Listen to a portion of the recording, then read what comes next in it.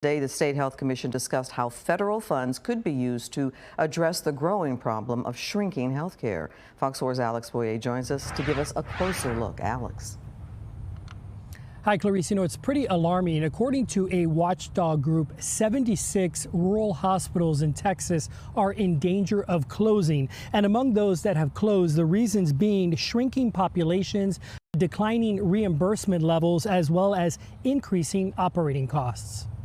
Many rural Texas hospitals and urgent care clinics are operating on life support. They face a widening gap between the care their patients need and the clinicians they can recruit. At the state capitol Monday, the Texas Health and Human Services Commission heard hours of testimony from rural hospital executives, medical providers, and others affected by dwindling healthcare resources in their communities. We bear the burden of the Medicaid and economically disadvantaged patients in our communities, writing millions of dollars off each year to assure them access to care. According to the Texas Organization of Rural and Community Hospitals, Texas leads the nation in rural hospital closures.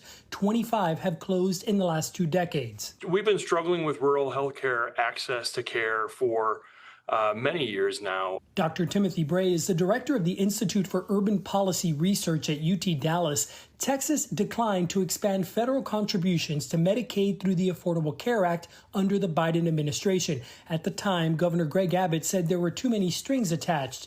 The grant money from President Donald Trump's One Big Beautiful Bill Act would presumably close part of the gap. A lot of Monday's testimony described how these hospital closures can put lives in jeopardy. I've watched rural families drive 2, 4, even 5 or 6 hours just to try to access rehabilitation after stroke, spinal cord injury, PTSD, and other life-changing conditions because there wasn't a state-of-the-art care place at a price they could afford closer to home. The HHSC plans to apply for funding through the Rural Health Transformation Program.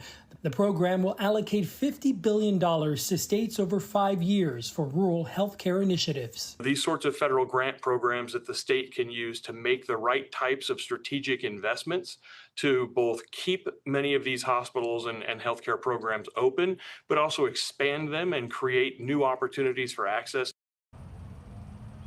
So the Rural Health Initiative, I'm told, in Texas is going to focus on pregnant and postpartum women. It's also going to look at adults ages 19 and younger. It's also going to look at older adults. And then lastly, individuals who are uninsured. Applications are going to be due by November 5th, and awards, I'm told, will be handed out by the end of the year. Clarice. Alex, thank you.